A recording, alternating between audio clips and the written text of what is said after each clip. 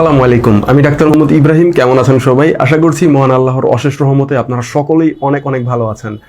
যখন মা আয়েশা রাদিয়াল্লাহু আনহার বয়স মাত্র 6 বছর, তখন নবীজি মুহাম্মদ সাল্লাল্লাহু আলাইহি ওয়াসাল্লাম তাকে বিয়ে করেন। আর যখন মা আয়েশা রাদিয়াল্লাহু আনহার বয়স 6 থেকে আস্তে আস্তে 9 বছর হলো, তখন নবীজি মুহাম্মদ সাল্লাল্লাহু আলাইহি ওয়াসাল্লাম তার সাথে ঘর সংসার শুরু করলেন।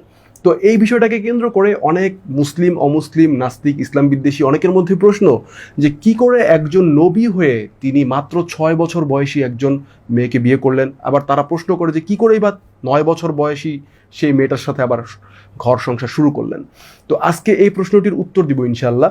এই প্রশ্নটির উত্তর আমাদের প্রিয় আরিফ আজাদ ভাই খুবই চমৎকার করে দিয়েছিলেন। আমি তার কথাগুলোর সাথে আরও কিছু কথা অ্যাড করে আপনাদেরকে প্রশ্নের উত্তরটি দেওয়ার চেষ্টা করবো ইনশাআল্লাহ। তো আরিফ আজাদ ভাই সবার প্রথমে যে কথাটি বলেছিলেন সেটি হলো কবর কবিতার কথা।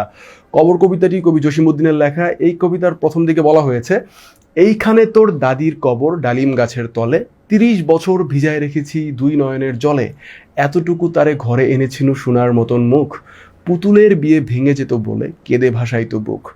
এখানে দাদা তার নাতিকে পূর্বের কথা বলছেন। পূর্বের কথা বলার সময় তিনি তার দাদির কথা বললেন, অর্থাৎ নাতির যে দাদি তার কথা বললেন, যে কিনা কবরে শায়িত। তো সেই দাদি কতটা ছোট ছিল, যে এতটাই ছোট ছিল সে পুতুলের বিয়ে ভেঙে যেত বলে কেঁদে বুক ভাসিয়ে ফেলতো। সে এতটা ছোট ছিল, বয়সে এতই অল্প ছিল, কিছুই বুঝতো না। তাহলে আপনি কি কখনো প্রশ্ন করেছেন যে কবর কবিতাটিতে যে মূল চরিত্র বলতে পারেন, কবরের যে অধিবাসী বা দাদি, সেই দাদির বয়স যে এত কম ছিল, কবি জসিমউদ্দিন যে এই যে একটা বিষয়কে তুলে ধরেছেন এই কবিতার মধ্যে, আপনার কি কখনো মনে হয়েছে যে কবি জসিমউদ্দিন তাহলে তিনি একটা বিকৃত মস্তিষ্কের মানুষ ছিল, এমন কিছু বলেছেন? কখনোই বলেননি। বরং এই কবিতাটি পড়ে আপনার কিন্তু অবশ্যই ভালো লেগেছে। আমার কাছেও কিন্তু এই কবিতাটি পড়ে অনেক ভালো লাগে। তাহলে এই কবিতাটিতে যে বিষয়টি উল্লেখ করা হয়েছে সেটি বাংলাদেশের একটা চিত্র, বা বলতে পারেন যে গ্রাম বাংলার একটি চিত্র, যেটি কিনা মাত্র কয়েক বছর আগের একটি কথা। সেখানে আজ থেকে 1400 বছর আগে রাসূল সাল্লাল্লাহু আলাইহি সাল্লাম বিয়ে করেছিলেন 6 বছর বয়সী একটি মেয়েকে, এবং 9 বছর বয়সে তার সাথে ঘর সংসার শুরু করেন, এবং সেটাও সম্পূর্ণরূপে আল্লাহর হুকুমে। সেই বিষয়টি নিয়ে আপনি প্রশ্ন তুলছেন, অথচ কবি জসিমউদ্দিনকে নিয়ে কিন্তু আপনি কোনো প্রশ্ন তুলছেন না, বা এই কবর কবিতাটি নিয়ে কিন্তু আপনি কোনো প্রশ্ন তুলছেন না যে এই কবিতার যে চরিত্র সেগুলো কিন্তু ভালো না, এমন কোনো কথা কিন্তু আপনি বলছেন না। আপনি আরেকটু পরিষ্কার হতে পারবেন যদি বঙ্কিমচন্দ্র চট্টোপাধ্যায়ের কথা চিন্তা করেন। তিনি 1838 সালে জন্মগ্রহণ করেন। তাকে বলা হয় বাংলা সাহিত্যের সম্রাট, বা তাকে বলা হচ্ছে যে বাংলা উপন্যাসের জনক। তো এই বঙ্কিমচন্দ্র চট্টোপাধ্যায় যখন 1838 সালে জন্মগ্রহণ করলেন, তার বয়স যখন 12 বছর হলো, তখন তিনি একটি 5 বছরের মেয়েকে বিবাহ করেছিলেন। এই 5 বছরের মেয়েকে বিবাহ করা নিয়ে আপনারা কি কখনো প্রশ্ন করেছেন যে এমন একটি সম্মানিত পদ, যেটা হচ্ছে বাংলা উপন্যাসের জনক, এত সুন্দর একটা তাকে টাইটেল দেওয়া হলো, বাংলা সাহিত্যের তাকে বলা হচ্ছে যে সম্রাট, তো এরকম একটা সম্মানিত জায়গায় তিনি যে স্থান পেলেন, আপনি কি কখনো প্রশ্ন করেছেন যে এই মানুষটা এত কম বয়সী মেয়েকে একটা বিয়ে করেছিল, সো তাকে এই পদে দেওয়া যাবে না, এমন কথা কখনো বলেছেন? বলেননি। তাহলে আপনারাই কিন্তু দুই জায়গায় দুই ধরনের লাইন ফলো করতেছেন। রাসূল সাল্লাল্লাহু আলাইহি ওয়াসাল্লামের ক্ষেত্রে আপনারা পাল্টে যাচ্ছেন, আবার কবি সাহিত্যিক তাদের ক্ষেত্রে কিন্তু ঠিকই কোনো কথা বলতেছেন না। তাহলে আপনারা আসলে কেমন বিচার করতেছেন, আমি আপনাদেরকে প্রশ্ন করব। তো আপনারা বুঝতে পারলেন এই যে বঙ্কিমচন্দ্র চট্টোপাধ্যায়, যিনি কিনা 1838 সালে জন্মগ্রহণ করেছিল, তাহলে 100-200 বছর আগে বাংলাদেশের অবস্থাটা কেমন ছিল? 5 বছরের মেয়েকে বিয়ে করা হতো। সেখানে 1400 বছর আগে রাসূল সাল্লাল্লাহু আলাইহি ওয়াসাল্লাম 6 বছর বয়সী একটি মেয়েকে বিবাহ করেছিলেন, এবং তখন তার সাথে ঘর সংসার শুরু করেননি, 9 বছর বয়সে যে তার সাথে ঘর সংসার শুরু করেছেন। তাহলে এই 3 বছর তিনি কেন ঘর সংসার শুরু করেননি? এর কারণ হলো রাসূল সাল্লাল্লাহু আলাইহি ওয়াসাল্লাম যখন মা আয়েশা রাদিয়াল্লাহু আনহাকে বিয়ে করেছিলেন, তখন সেটা সম্পূর্ণভাবে আল্লাহর হুকুমে করেছিলেন। স্বপ্নযোগে তিনি এটা দেখেছিলেন আল্লাহর পক্ষ থেকে, তাই তিনি বিবাহ করেছিলেন। এবং 9 বছর বয়সে যখন মা আয়েশা রাদিয়াল্লাহু আনহা শারীরিকভাবে ফিট হলেন, তো তখন তার সাথে রাসূল সাল্লাল্লাহু আলাইহি ওয়াসাল্লাম ঘর সংসার শুরু করলেন। এটা ছিল মূল বিষয়। আপনারা অনেকেই এই ঘটনাকে কেন্দ্র করে বলে থাকেন যে রাসূল সাল্লাল্লাহু আলাইহি ওয়াসাল্লাম হয়তো নারী লোভী ছিলেন, নাউজুবিল্লাহ।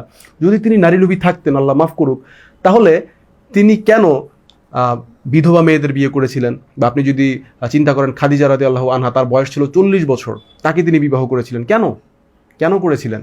কারণ এই ধরনের কোনো নারী লোভী কোনো বিষয় রাসূল সাল্লাল্লাহু আলাইহি ওয়াসাল্লামের মধ্যে ছিল না। এটা আপনাদের দেওয়া একটা অপবাদ। আর রাসূল সাল্লাল্লাহু আলাইহি ওয়াসাল্লামের একমাত্র ওয়াইফ মা আয়েশা রাদিয়াল্লাহু আনহা, তার বয়সই কম ছিল, অর্থাৎ 6 বছর বয়সে ছিল। আর বাকি সবগুলো ওয়াইফ তারা কেউ হয়তো বিধবা ছিল, অর্থাৎ তারা কেউই মা আয়েশা রাদিয়াল্লাহু আনহার মতো কুমারী ছিলেন না। তো এই বিষয়টা আপনাদের জানতে হবে, ইতিহাস বুঝতে হবে। শুধু শুধু রাসূল সাল্লাল্লাহু আলাইহি ওয়াসাল্লামকে আপনারা একটা খারাপ টাইটেল দিয়ে দিবেন, এটা তো হতে পারে না। এবং রাসূল সাল্লাল্লাহু আলাইহি ওয়াসাল্লামকে বলা হয়েছিল যে তুমি কি চাও, তুমি যদি ধন সম্পদ চাও সেটা দিব, তুমি যদি আরবের সবচেয়ে সুন্দরী মেয়েকে চাও সেটাও দিব, কিন্তু রাসূল সাল্লাল্লাহু আলাইহি ওয়াসাল্লাম বলেছিলেন আমার এক হাতে চাঁদ আর এক হাতে সূর্য দিলেও আমাকে আল্লাহর এই দিনের রাস্তা থেকে সরাতে পারবে না, হয় এই পথে আমি কামিয়াবি হব অথবা এই পথেই আমি ধ্বংস হয়ে যাব। সো সেই মানুষটাকে আপনারা বলতেছেন নারী লোভী, আল্লাহ মাফ করুক, আপনাদেরকে হেদায়েত দান করুক। তো বিষয়গুলো অবশ্যই খেয়াল রাখতে হবে এবং বুঝে শুনে কথা বলতে হবে। আপনি যদি রবীন্দ্রনাথ ঠাকুরের কথা চিন্তা করেন, তিনি যখন মৃণালিনী দেবীকে বিবাহ করেছিলেন তখন তার বয়স ছিল মাত্র 10 বছর। তাহলে কবি রবীন্দ্রনাথ ঠাকুর নিজেও কম বয়সী একজন মেয়েকে বিবাহ করেছিলেন। অর্থাৎ এই বিষয়গুলো আমরা যদি একটু পর্যালোচনা করি তাহলে বুঝতে পারবো যে এই কম বয়সে বিবাহ দেওয়ার যে একটা সিস্টেম বাংলাদেশ থেকে পুরো পৃথিবীতে ছিল, সেটি মাত্র কয়েক বছর আগের কথা, এই কিছুদিন আগের কথা। সেখানে রাসূল সাল্লাল্লাহু আলাইহি সাল্লাম 1400 বছর আগে একটা বিবাহ করেছে, সেটার মাসুল তিনি এখনও দিয়ে যাচ্ছেন। তিনি আপনারা তাকে নিয়ে কথা লিখতেছেন, এই করতেছেন, ব্লগ করতেছেন, সেই করতেছেন, তার চরিত্রের উপর অপবাদ দিতেছেন, কত ধরনের কাজ করে যাচ্ছেন, নাউজুবিল্লাহ। তো এটা কি আসলে আপনাদের ইথিক্সের সাথে মিলতেছে? আপনারা রবীন্দ্রনাথ ঠাকুরের বেলায়, বঙ্কিমচন্দ্র চট্টোপাধ্যায়ের বেলায়, কবি জসিমউদ্দিনের বেলায়, ইভেন আপনার দাদা, আপনার নানা, যারা কিনা হয়তো অনেক কম বয়সে বিবাহ করেছিলেন, তাদের বেলায় আপনারা চুপ, কিন্তু রাসূল সাল্লাল্লাহু আলাইহি সাল্লামের ব্যাপারে যে আপনারা একদম করে ফেলতেছেন। আপনারা ইসলামের একটা বিধান দেখান যেটার চাইতে ভালো কোনো বিধান বা যেটার চাইতে ভালো কোনো রুলস আনা সম্ভব, কখনোই দেখাতে পারবেন না, আমি আপনাদেরকে চ্যালেঞ্জ করতে পারি। সো শুধু শুধু আমাদের প্রিয় নবী মুহাম্মদ সাল্লাল্লাহু আলাইহি ওয়াসাল্লামকে অপবাদ না দিয়ে নিজেদের বিবেককে প্রশ্ন করুন যে আপনারা ঠিক কাজটি করতেছেন কিনা। এবং আরেকটি গুরুত্বপূর্ণ বিষয় হলো, মা আয়েশা রাদিয়াল্লাহু আনহা কিন্তু কখনোই এই বিষয়টি নিয়ে অভিযোগ করেননি। তিনি কিন্তু কখনোই বলেননি যে রাসূল সাল্লাল্লাহু আলাইহি ওয়াসাল্লাম তার উপর অত্যাচার করেছে বা খারাপ কিছু, এমন কিন্তু কখনোই বলেনি। অথচ আপনারা বাড়িয়ে বাড়িয়ে বলতেছেন। মা আয়েশা রাদিয়াল্লাহু আনহা রাসূল সাল্লাল্লাহু আলাইহি ওয়াসাল্লামকে এতই ভালোবাসতেন যে তিনি বলেছেন যে রাসূল সাল্লাল্লাহু আলাইহি ওয়াসাল্লাম একবার ঘরে প্রবেশ করলেন এবং তার নুরানি চেহারার আলোতে অন্ধকার ঘরটা আলোকিত হয়ে গেল এবং তখন একটা সুই হারিয়ে গিয়েছিল, সেই সুইটা সেই আলোতে তিনি বের করতে পারলেন।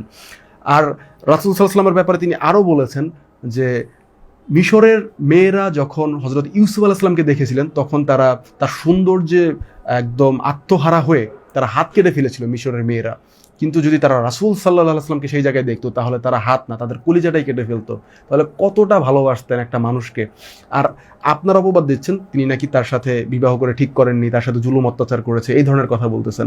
অথচ যার সাথে বিয়ে হয়েছে সে বলতেছে ভালো কথা, আপনারা বলতেছেন খারাপ কথা। তাহলে এই ধরনের অপবাদ দেওয়া, এই ধরনের মিথ্যা কথা বলা আমাদের প্রিয় নবী মুহাম্মদ সাল্লাল্লাহু আলাইহি ওয়াসাল্লামের ব্যাপারে অবশ্যই আপনাদের বন্ধ করা উচিত এবং চিন্তা করা উচিত যে বাংলাদেশের ট্র্যাডিশন কেমন ছিল, পৃথিবীর ট্র্যাডিশন কেমন ছিল। একটা সময় এই অল্প বয়সে মেয়েদেরকে বিয়ে দেওয়া হতো, এই কিছুদিন আগের কথা, সেটা একটা ট্র্যাডিশন ছিল, একটা যুগের একটা সিস্টেম ছিল। সো এটা আপনাদের বুঝতে হবে, ইতিহাস জানতে হবে। এই যুগে এসে আপনি বিদ্যুতের সুযোগ সুবিধা ভোগ করতে পারছেন। এখন আপনি যদি মনে করেন পৃথিবীতে একদম শুরু থেকেই বিদ্যুৎ ছিল, তাহলে এটা আপনার ভুল ধারণা। আপনার ইতিহাস জানতে হবে, একসময় বিদ্যুৎ ছিল না। সো এই ব্যাপারগুলো জানতে হবে যে একসময় মেয়েদেরকে কম বছর বয়সে বিয়ে দেওয়া হতো, এটা একটা ট্র্যাডিশন ছিল। আশা করি এই ভিডিওটি দেখে আপনারা এই প্রশ্নটির উত্তর পেয়েছেন। ভিডিওটি কেমন লাগলো অবশ্যই কমেন্ট করে জানাতে ভুলবেন না। আজকের মতো বিদায় নিচ্ছি। আসসালামু আলাইকুম ওয়া রাহমাতুল্লাহি ওয়া বারাকাতুহু।